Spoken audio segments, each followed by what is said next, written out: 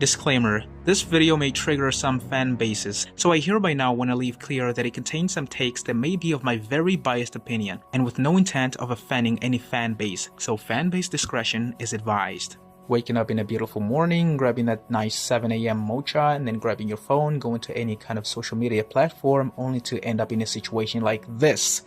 People arguing about which animal is better than the other, which animal is stronger than the other, and your worst moment on social media of the day has just begun. Having an opinion on animals is, as far as I'm concerned, fine. But some fan bases take it a little bit to extremes. And at some point, these opinions can become so unrealistic to the point that they become super annoying. Why is that? Because opinions can shape how people view things. And sometimes people don't have their own opinions, and they don't bother doing any research. They just blindly follow other people's opinions, and they're just good with that. And this then builds a chain of people who don't do their own research, and thus not having an opinion, which then leads them to follow other people's opinions. And this just grows and grows and grows. And this then either becomes a false fact or by sheer coincidence is the truth. And the case of these facts not being true leads to the birth of the terms overrate, overhype, and underrate. And the first two are the ones that I'm going to be focusing on this video. Now, I'm going to try to be as least biased as possible and give you some crucial information based off studies. And I will not be deciding anything at the end. I'll just leave the decision to you based off the information that I provide. So without any further ado, which by the way I'm further adoing by saying without any further ado.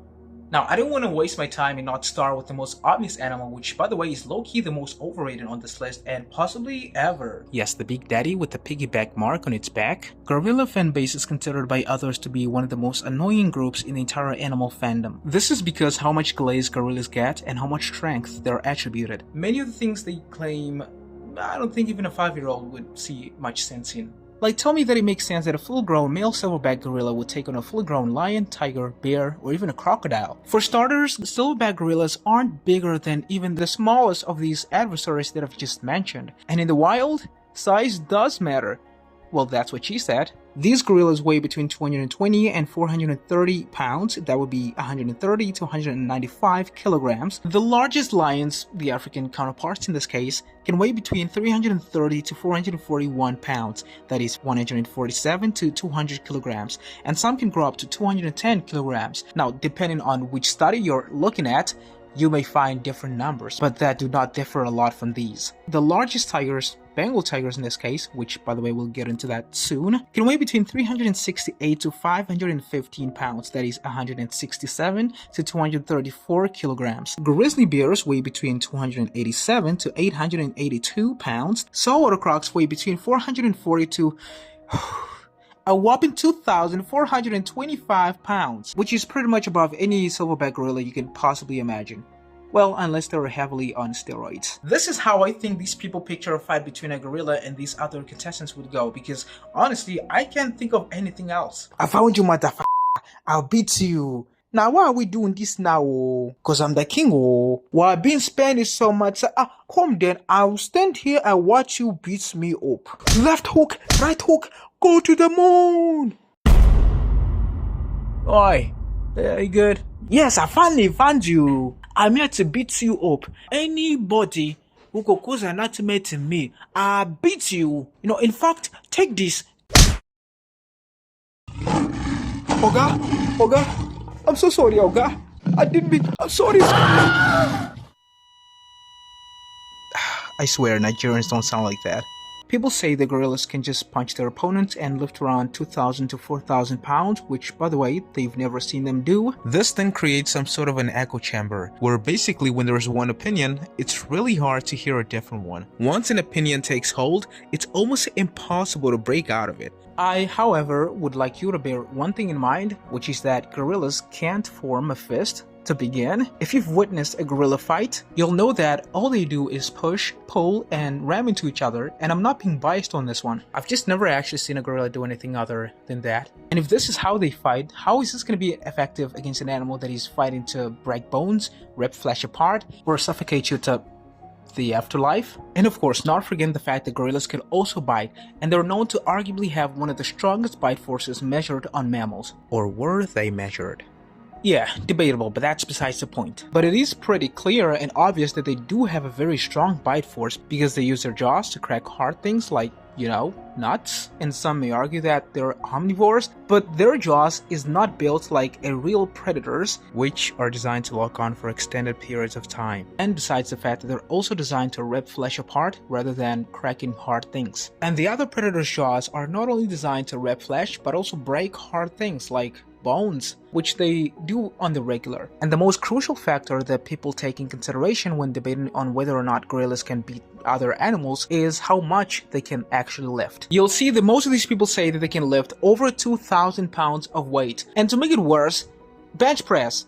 Gorillas can't bench press. But anyways, putting that aside, there is not a single evidence that proves that gorillas can lift as much as people say that they can lift. All just speculations and estimates that have never actually been proven by anybody, and people just don't put these on scientists. No tests have yet been done for this matter. Besides, I've said this before and I'll say it again, lifting power has nothing to do with the outcome of a battle. Just because a bodybuilder can lift 1,000 pounds, it doesn't mean that they can beat a lion in a fight. It would probably be understandable if they stopped at lion, tigers, or even bears. But saying that they can beat a croc, like I don't know if these people have ever seen a pride of lions trying to take down a croc. Well, unless a single silverback can walk on a whole lion family. It's not like they're smart enough to come up with quick and smart solutions like humans can. Can I help you, sir? Oh, mate, I just got up out of bed and need a chunk of meat. Well, then go get yourself some. No, I mean yours. You out here talking about meat? What you mean mine? What are you talking about? Just let me grab a chunk of meat out of your flesh, mate. Man, who you think you're talking to? Get the out of here. I don't do that shit. Well, I guess you choose the hard way. Ha! Oh shit, think. Oh, yes, I'm gonna slam this in my with the sledgehammer. That's not how things work. They don't use logic. They're animals after all. Oh, wait a second. Scales? They learn Taekwondo now?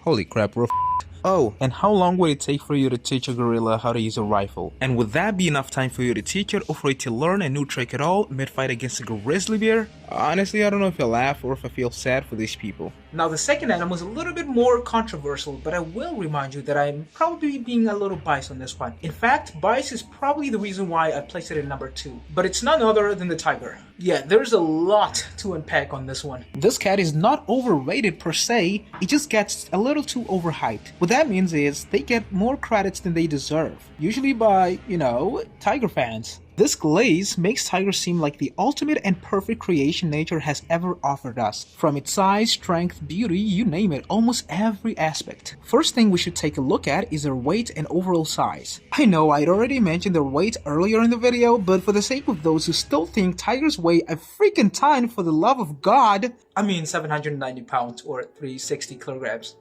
Sorry. I'll remind you that studies don't agree with you, unfortunately.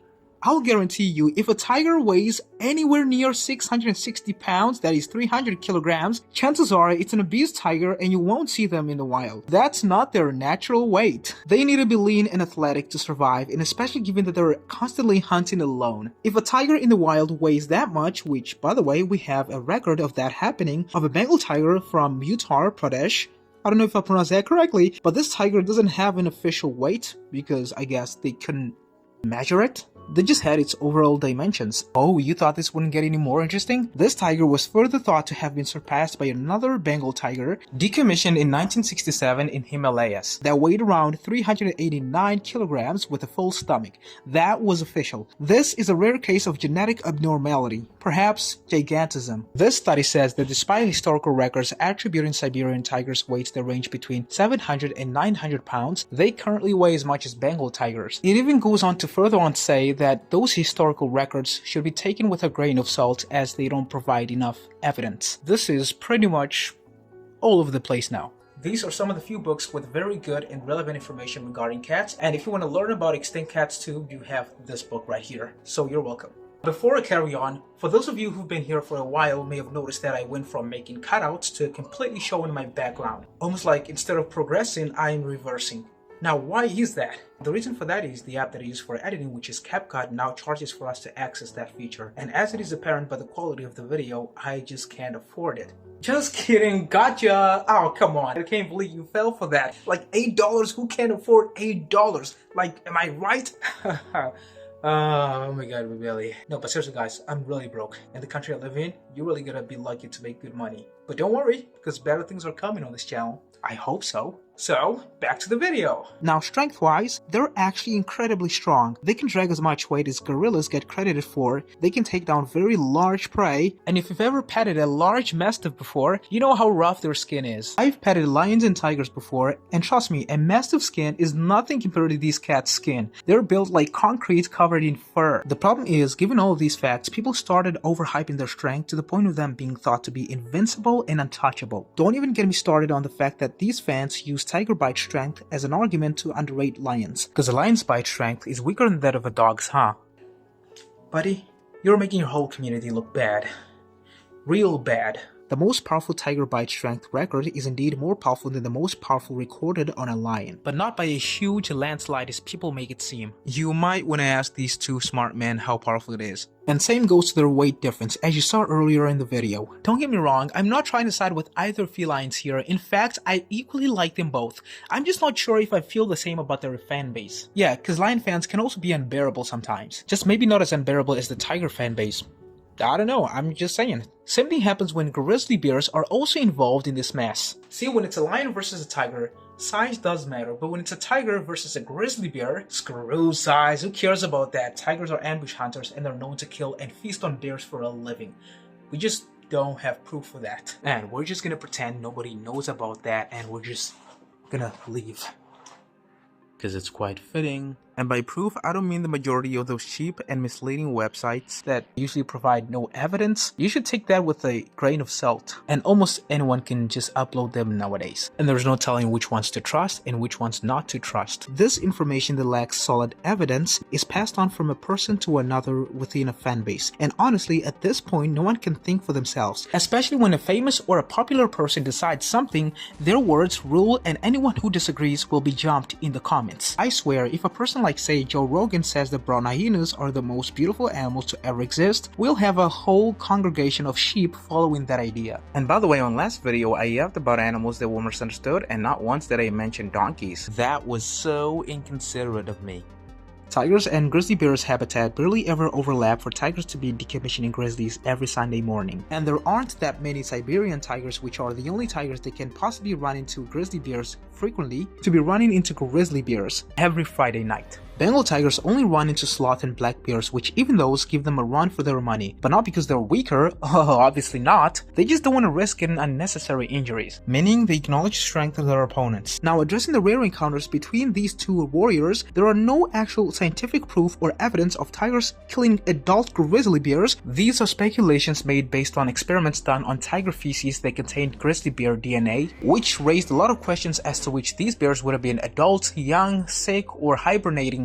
It was really unclear. And the crazy thing about the sites and the videos that feed us with this kind of information is that they're able to provide us the footages of the grizzly bear and the tiger roaming the same area at different moments, but they're unable to provide us the footage of either the tiger killing the bear or just the bear carcass, to say the least. And this is all disregarding the fact that there are also stories of grizzly bears not only making tigers meet Mufasa, but also stealing their kills. Although I take this with a little bit of a grain of salt too. Don't get me wrong, I'm not saying that a grizzly bear can easily decommission a tiger at all. See, tigers are cats, and if you know well enough, they are no joke. They're not easy to kill at all. It is almost impossible to take out a cat, unless their foe is another cat. I'm not here to decide whether a grizzly bear is stronger than a tiger and vice versa, nor am I saying that all of these claims are false. I'm just saying, considering there are stories to both teams, you should look into them both before coming to a final conclusion, and start analyzing them from a neutral perspective. Yes, because people only look for stories that will favor their team and not the other, bringing us in another echo chamber situation.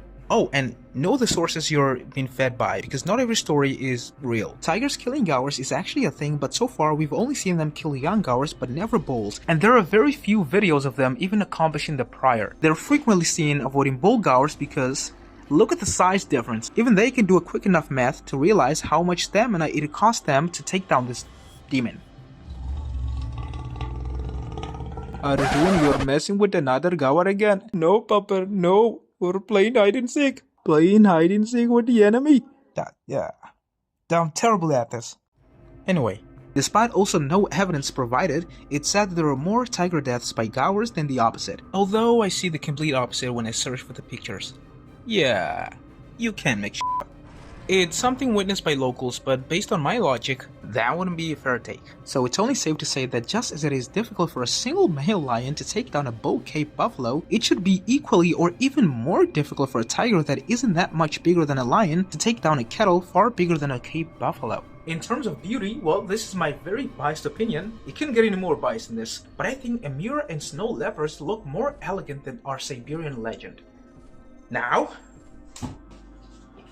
here's the thing for you to be a fan of. I'm not a fan of this. I just have it. It's not even mine.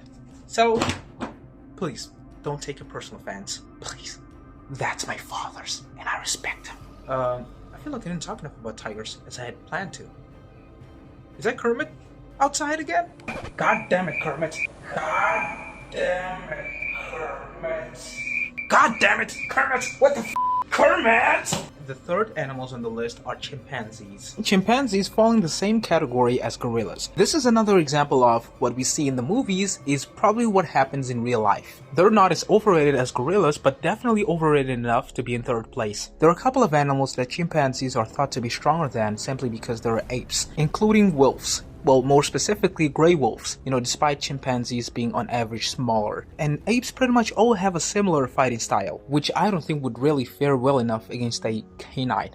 Chimps are strong and can potentially be aggressive and dangerous. In fact, they're more aggressive than your silverback, and if they do lose it, you might just end up like Charla Nash. The woman who got her face and hands ripped off by a superstar chimp. But comparing them to a larger wild canine that specializes in cancel culture, alright. This is the same as comparing a gorilla to a grizzly bear.